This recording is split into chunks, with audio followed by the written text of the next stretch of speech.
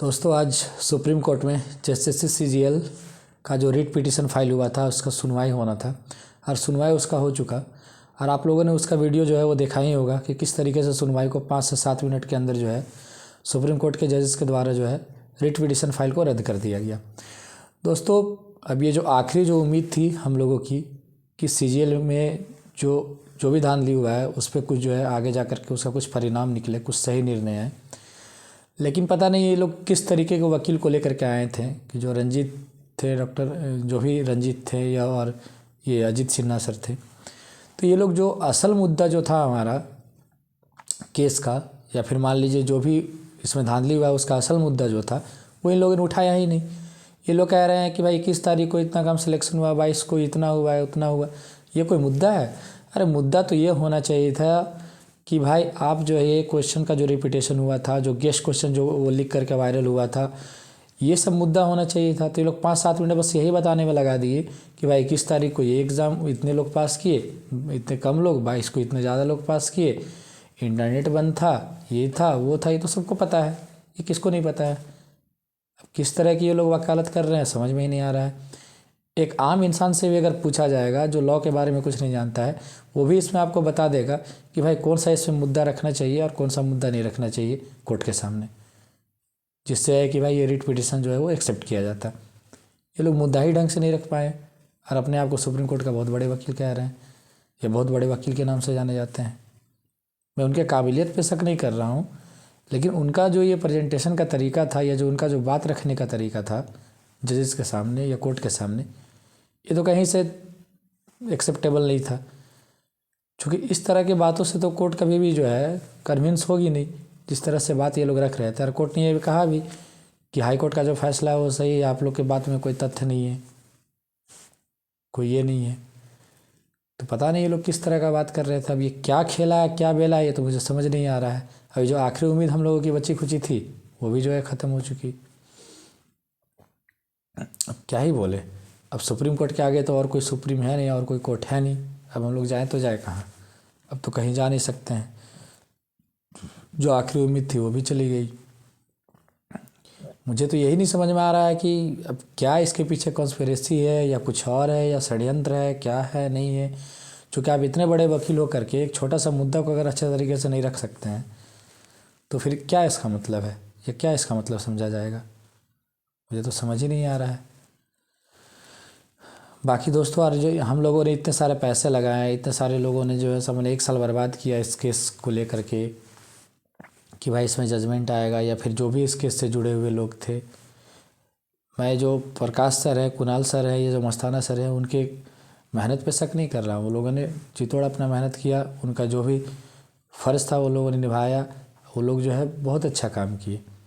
लेकिन ये जो वकील का सिलेक्शन या फिर जो भी मैटर उनके सामने रखा गया या किस तरीके से उनको समझाया गया कि भाई किन किन बातों को आगे रखना है सुप्रीम कोर्ट के सामने, ये पता नहीं कौन डिसाइड किया और क्या क्या कौन इन इस तरह का मुद्दा दिया कि ये कोर्ट को बताइएगा। ये तो कोर्ट को बताने वाला कोई बात ही नहीं था। ये तो सर्व मतलब व्याप है, सबको पता है ये सारा बात। जो बात सबको नहीं पता है, जो फैक्ट है, वो कोर्ट के सामने रखना चाहिए ना, क्योंकि कोर्ट तो फैक्ट से चलती है, कोई जनरल आर्गूमेंट से तो चलती नहीं है। ये तो वकील को भी पता होना चाहिए, और जो लोग वकील के सामने जो है ये सारा बात को रख रहे होंगे या उनको बता रहे होंगे, जो केस का मैटर समझा रहे होंगे, उनको भी पता होना चाहिए। क्योंकि वो लोग तो ऑलरेडी हाई कोर्ट में जो है इसका केस को लड़ रहे थे या लड़ चुके हैं। अब पता नहीं कैसे क्या हुआ, अभी तो वही लोग बता सकते हैं। बाकी अब हम लोगों का जिनका पैसा बर्बाद हुआ, टाइम बर्बाद हुआ, और झारखंड में जो है अब तो कुछ होने वाला नहीं है। झारखंड में कैसे नौकरी हो रहा है आप लोग देख ही रहे हैं, जान ही रहे हैं। अभी आप लोगों ने हाल ही में जो इरफान अंसारी का वो वीडियो वायरल हुआ वो देखे ही होंगे। नहीं देखे तो मेरे चैनल पे पड़ा हुआ है, आप जाके वहाँ पे देख सकते हैं कि किस तरीके से क्षेत्रीय कार्यकर्ता का जो है वो सेटिंग वेटिंग हो रहा है। खैर हालांकि हम उस वीडियो का पुष्टि नहीं करते हैं, लेकिन वो वीडियो वायरल है कि किस तरीके से उनके सामने एक व्यक्ति आया हुआ है और कह रहा है कि मैं क्षेत्रीय कार्यकर्ता का फॉर्म भरा हुआ हूँ और उसका एग्ज़ाम जो है होने वाला है, तो उसमें कुछ देख लीजिएगा, कर लीजिएगा। और मंत्री जी कहते हैं हाँ वो देख लेंगे, हम कर लेंगे, आपका काम हो जाएगा। तो उससे आप अंदाज़ा लगा ही सकते हैं कि झारखंड में किस प्रकार से नौकरी होता है या होगा या होता आ रहा है। तो झारखंड को आप आखिरी उम्मीद अपना मान करके चले। अब बिहार में फोकस कीजिए, चूँकि अगर एक एसएससी सीजीएल आपका जो है एसएससी सीजीएल झारखंड से गया तो अभी बिहार में आया हुआ है CGL 4, तो आप वहाँ पे फोकस कर सकते हैं, उसके एग्ज़ाम में तैयारी में लग सकते हैं। उसका एग्ज़ाम आपको मई के या जून के बीच में जो होने वाला है, आयोग ने ये घोषित कर भी दिया है, बिहार SSC चयन आयोग। बाकी झारखंड को आप आखिरी उम्मीद रख सकते हैं, क्योंकि झारखंड में कैसे क्या हो रहा है अब पूरी दुनिया को पता चल चुका है।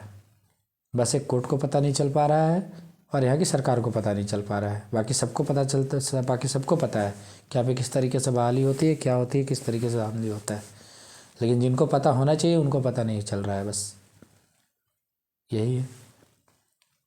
बाकी आप लोग बिहार पे फोकस कर सकते हैं। बिहार में तरह तरह के आपका जो अभी इंटर लेवल का बहाली है, आपका CGL 4, अब ये CGL तो अपना हाथ से चला गया, अब ये तो सपना ही रह गया। अब एक बिहार में CGL है, उस पर आप फोकस कर सकते हैं। आप BPSC में फोकस कर सकते हैं।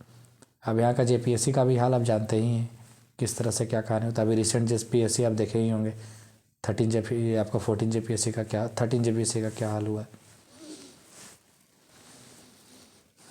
बाकी देखिए, लेकिन जो भी जिम्मेवार लोग हैं उन लोगों का आकर के सामने जो है, सभी लोगों के सामने, हम सभी के सामने जो है, छात्र के सामने अपना पक्ष रखना चाहिए कि भाई क्या हुआ, कैसे हुआ, क्या वो लोग किए नहीं किए। बाकी उन लोगों ने बहुत अच्छा काम किया, बेहतरीन काम किया है, उन लोगों ने बहुत मेहनत किया है, इसके लिए मैं उन्हें जो है धन्यवाद देता हूँ। लेकिन किस तरीके से ये इस केस को वकील के सामने, ये कोर्ट के सामने रखा गया, ये मुझे नहीं समझ आ रहा है।